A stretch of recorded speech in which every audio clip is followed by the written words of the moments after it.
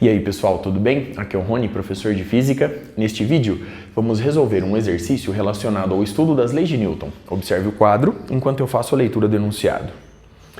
Qual é a frequência de ciclotron de um elétron no campo magnético da Terra, tomando o seu valor típico de meio Gauss?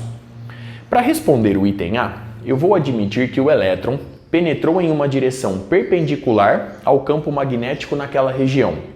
E vou admitir também que o campo magnético, nessa região, é com muito boa aproximação uniforme. Logo, eu posso afirmar que o elétron descreve nessa região um movimento circular uniforme. Consequentemente, a força magnética que vai atuar no elétron representa a resultante centrípeta. Muito bem?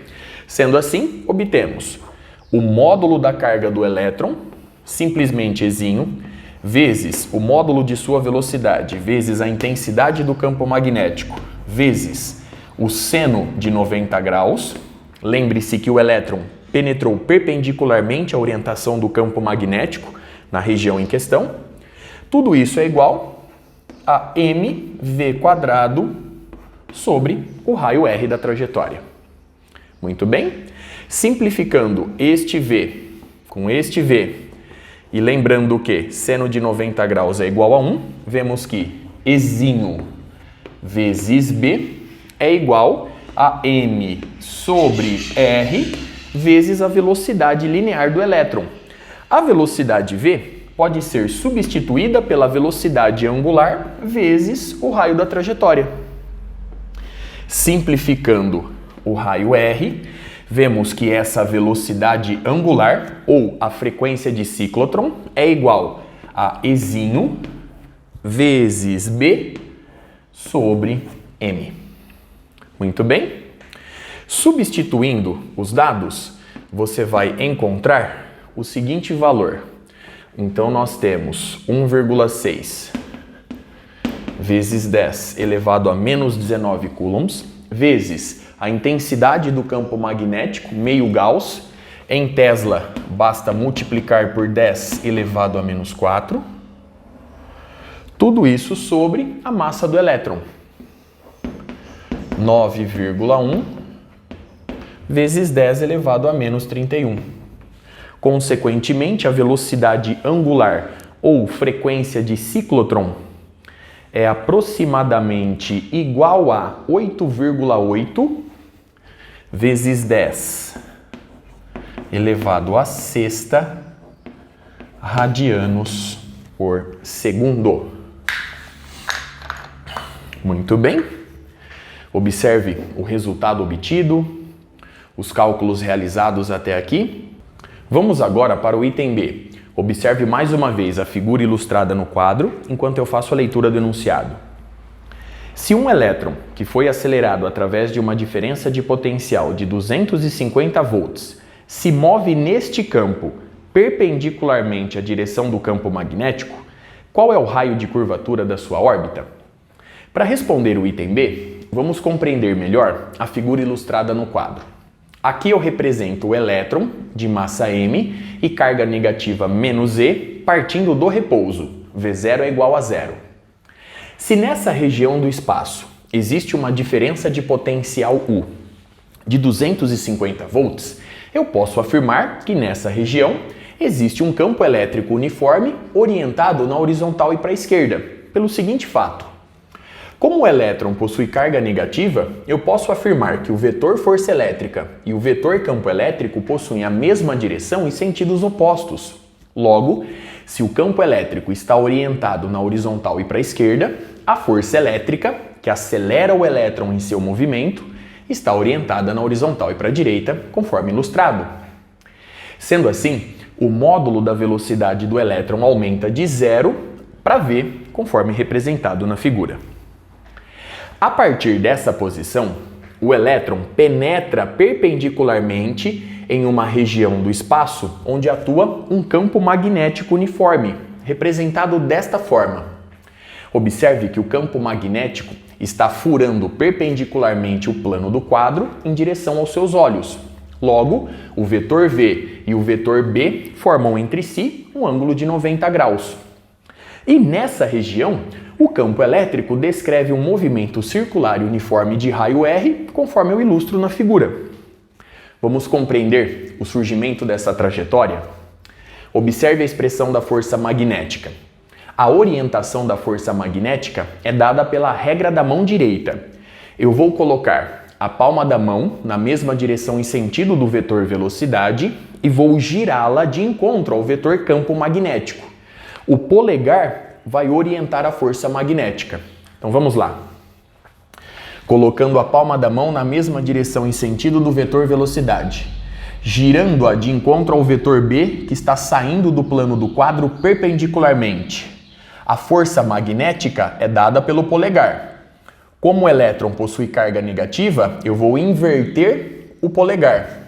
Logo, a força magnética atua verticalmente para cima, fazendo o papel da resultante centrípeta, justificando a trajetória circular ilustrada no quadro. Para determinar o raio da trajetória circular, eu preciso calcular primeiro a velocidade final adquirida pelo elétron após essa faixa de aceleração. Para calcular V, eu vou recorrer à segunda lei de Newton. Então vamos lá, analisando essa região. A força resultante no elétron é a força elétrica. Sendo assim, a massa do elétron vezes a aceleração adquirida é igual ao módulo de sua carga Ezinho vezes a intensidade do campo elétrico. Consequentemente, a aceleração fica dada por Ezinho, Ezão, sobre M. Nessa região, conforme eu citei anteriormente, atua um campo elétrico uniforme. Logo, se eu multiplicar a intensidade do campo elétrico pelo deslocamento sofrido pelo elétron, eu vou obter justamente a diferença de potencial U. Logo, a aceleração do elétron fica dada por Ezinho sobre M vezes a intensidade do campo elétrico, que é justamente U sobre ΔS. Observe a expressão obtida até aqui, os cálculos realizados. Vamos agora em busca da velocidade final. Para calculá-la, eu vou recorrer à equação de Torricelli. A velocidade final ao quadrado é igual à velocidade inicial ao quadrado mais o dobro da aceleração adquirida vezes o deslocamento. Consequentemente, V quadrado é igual a zero, o elétron parte do repouso, mais o dobro da aceleração adquirida, que é Ezinho vezes U sobre M ΔS vezes ΔS. Logo, simplificando ΔS com ΔS e já extraindo a raiz quadrada, vemos que a velocidade final adquirida pelo elétron é igual a o dobro de Ezinho vezes U, tudo sobre a massa M. Observe a expressão obtida, todos os cálculos realizados. Vamos agora em busca do raio da trajetória. Para fazer isso, eu vou recorrer a essa igualdade. A força magnética representa a resultante centrípeta do movimento. Logo, o módulo da carga do elétron, simplesmente E, vezes o valor de sua velocidade nessa posição, vezes a intensidade do campo magnético, vezes o seno de 90 graus. Lembre-se que o vetor V forma 90 graus com o vetor campo magnético. Tudo isso é igual à resultante centrípeta, M vezes V ao quadrado sobre o raio R. Muito bem? Seno de 90 graus é igual a 1. Eu vou simplificar este V com este quadrado. Consequentemente, o raio da trajetória é igual a massa vezes a velocidade V dividido pela carga do elétron em módulo vezes a intensidade do campo magnético. Substituindo a velocidade V nessa igualdade, nós vamos obter Mzinho sobre EB vezes V. Raiz quadrada de 2EU, tudo sobre Mzinho. Muito bem. Bom, a partir dessa expressão, vemos que o raio R é igual. Observe que eu vou deixar 1 sobre B do lado de fora e vou jogar os demais termos dentro da raiz quadrada. Mzinho aqui dentro entra ao quadrado, portanto, Mzinho ao quadrado no numerador com Mzinho no denominador, sobra um Mzinho no numerador. Eu vou jogar Ezinho aqui para dentro também, ele entra ao quadrado.